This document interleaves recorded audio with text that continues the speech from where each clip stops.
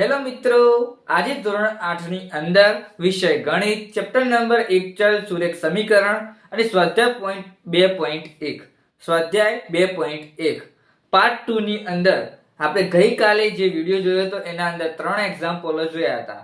આજે આપણે બીજા કેટલાક એક્ઝામ્પલની સાથે વિડિયો શરૂ કરીએ. તો ચાલો વિડિયો તરફ. તો સૌપ્રથમ સ્વાધ્યાય 2.1 ની અંદર પાર્ટ 2 ની અંદર આપણે ચોથું એક્ઝામ્પલ જોઈશું આજે. તો 4z + 3 = 6 + 2z.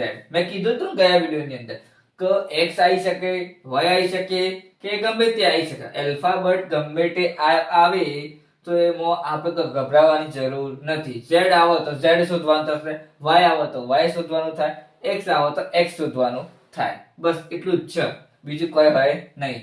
આપણે ગઈકાલે મેં સમજાવ્યું હતું કે ગાઈડ નવનીતની અંદર જે નવનીત આપેલી છે એની અંદર ઉલટ સુલટ આપેલું છે બધું. ગણિતમાં z શોધેલો છે, ગણિતમાં પહેલા આ બેની વાત કરેલી છે, એવી અલગ અલગ રીતે વાત કરીએ છીએ કે સ્ટુડન્ટ કન્ફ્યુઝ થઈ જાય એટલા માટે. તો આપણે કન્ફ્યુઝ થવાની જરૂર નથી. તો આપણે ધ્યાનપૂર્વક સાંભળીએ અને જોતા રહેજો મિત્રો. તો આપણે સરળ રીતે સમજાવીશું. એક જ રીતે દાખલો ગણવાનો થશે, અલગ અલગ રીત ગણવાની નથી. તો શાંતિથી સાંભળો. તો સૌપ્રથમ જે 4z આપેલો એને m ને m જ લખી દઈશું, બરાબર.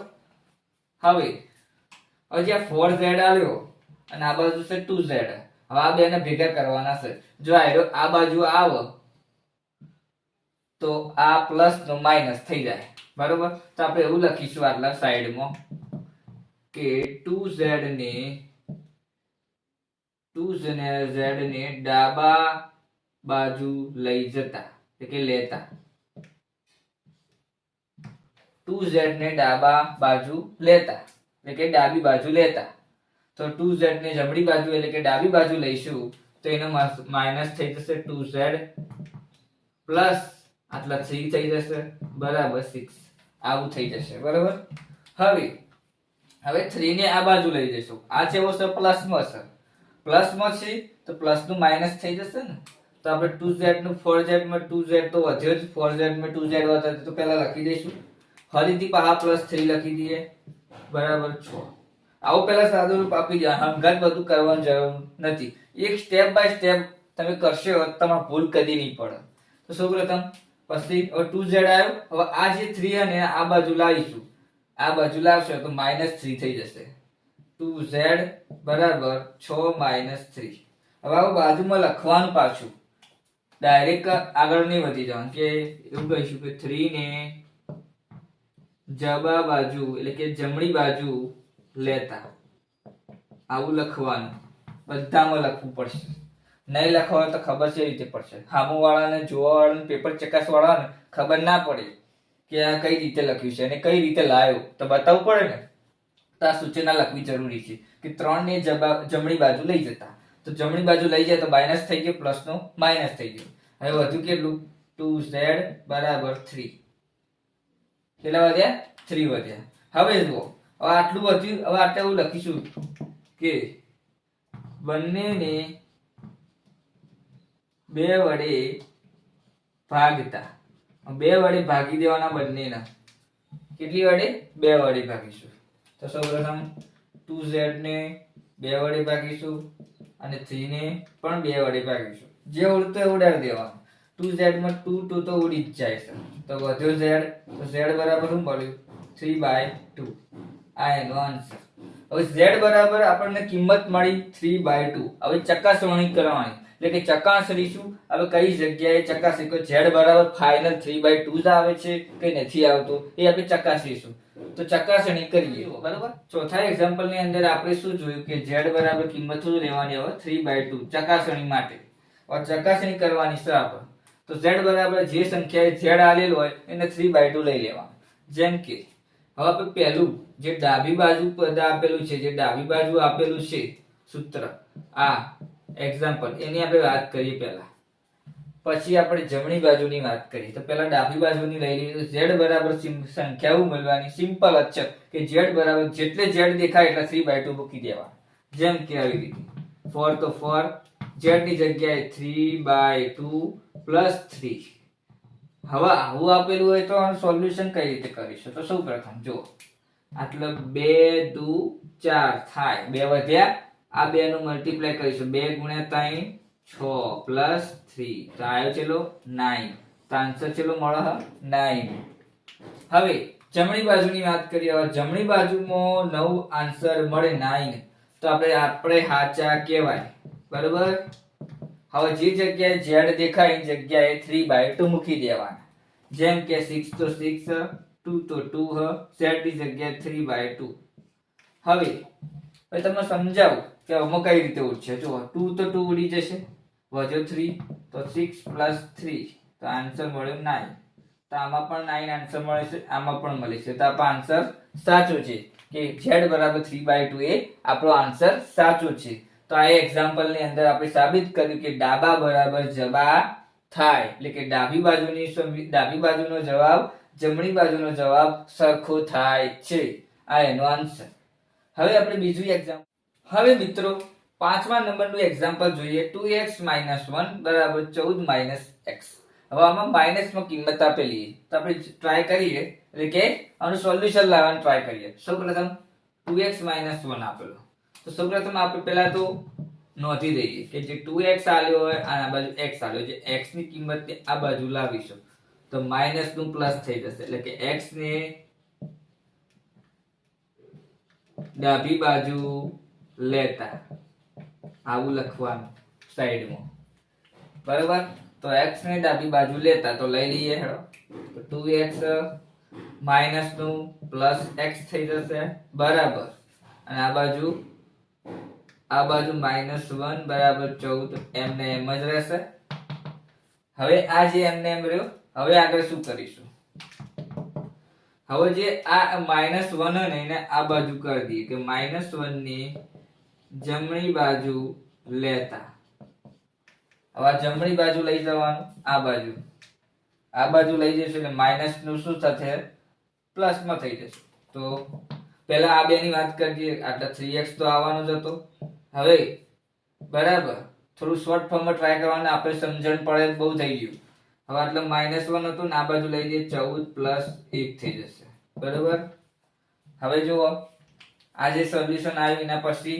3x બરાબર 15 થયા હવે એવું ફિક્સ નથી કે આને 2 વડે જ ભાગવાના એવું જરૂરી નથી એને જે વડે ભાગવાથી એનું સોલ્યુશન એનો કે આન્સર મળતો હોય તો એ સંખ્યા વડે ભાગવાનું તો આને 3 વડે ભાગીશું તો આનું ભાગી શકાય છે જે વડે ભાગાતું હોય એને જ વડે ભાગવાનું ટ્રાય કરવાનું 2 વડે એવું કે ફિક્સ નથી કે 2 વડે ભાગીશું તો આન્સર મળી જ જશે એવું ના હોય તો 3 વડે ભાગતા બંનેને 3 વડે ભાગતા એવું લખીએ 3 વડે ભાગીશું તો બેને 3 વડે ભાગીએ 3x ભાગ્યા 3 15 ભાગ્યા 3 5 તારી 15 3 3 ઉડી ગયા તો વધ્યો x બરાબર 5 તો આન્સર શું મળ્યો 5 x બરાબર તો હવે ચકાસણી માટે આપણે x ની કિંમત શું મૂકીશું 5 મૂકીશું તો આપણે x ની કિંમત મળી ચૂકી છે તો આપણે x ની કિંમત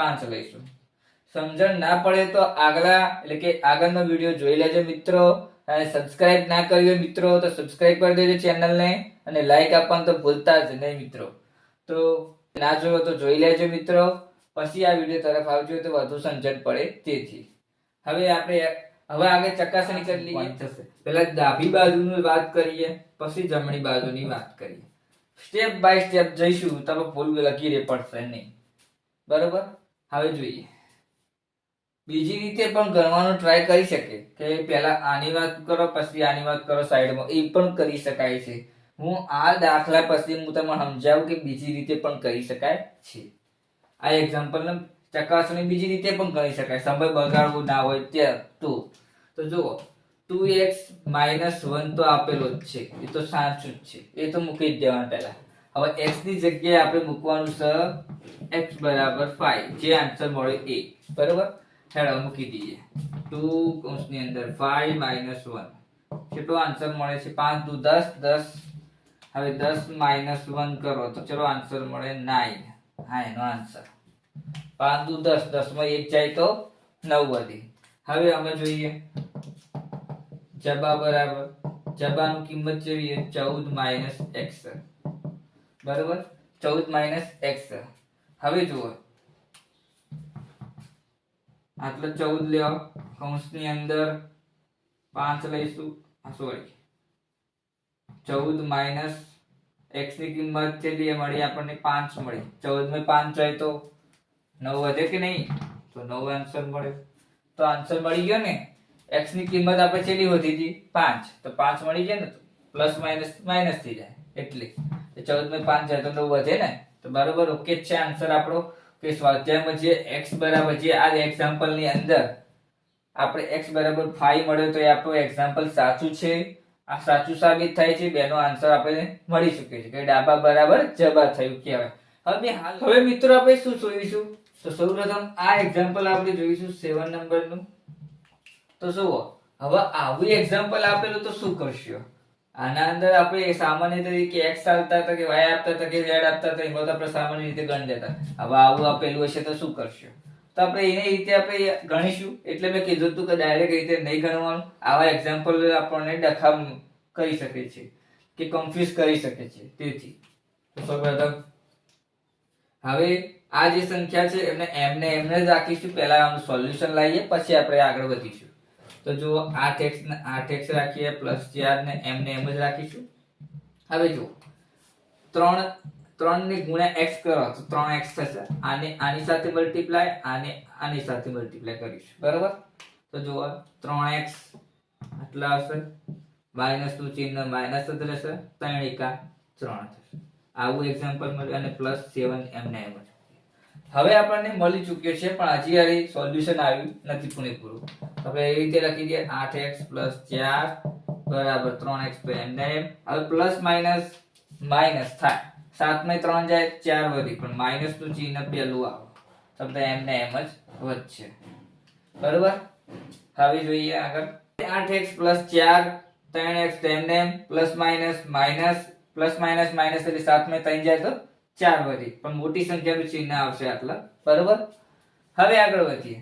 હવે આ સંખ્યા એક્ઝામ્પલ આપણી રીતે થઈ જાય. હવે આપણે આપણી રીતે લખી શકીએ.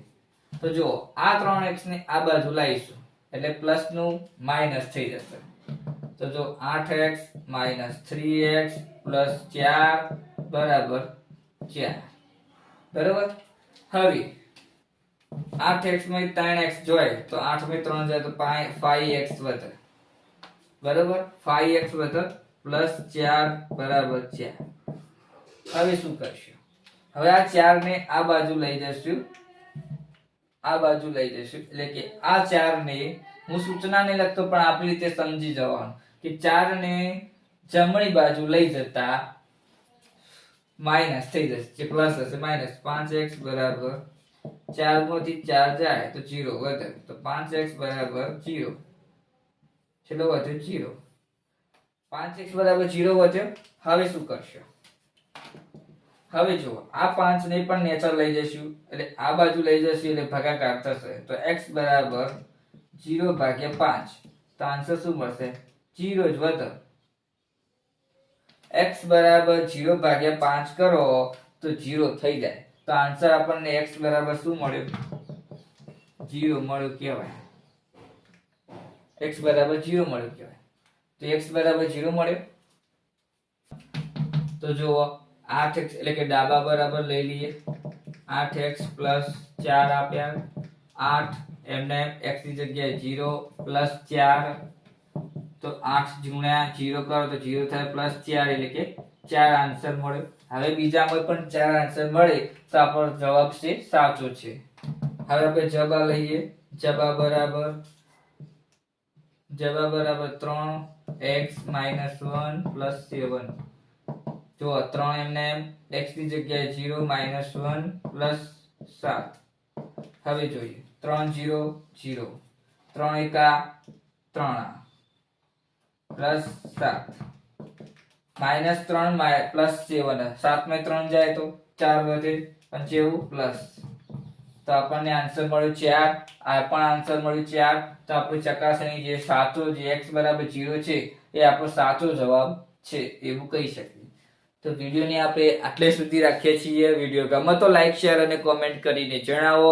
કે હજી વધુ સમજણ પડી ના હોય તો કોમેન્ટ કરીને જણાવો કે ફરીથી હું એક નવો વિડીયો નવા એક્ઝામ્પલની સાથે બનાવી શકું તમારી ઈચ્છા મુજબ.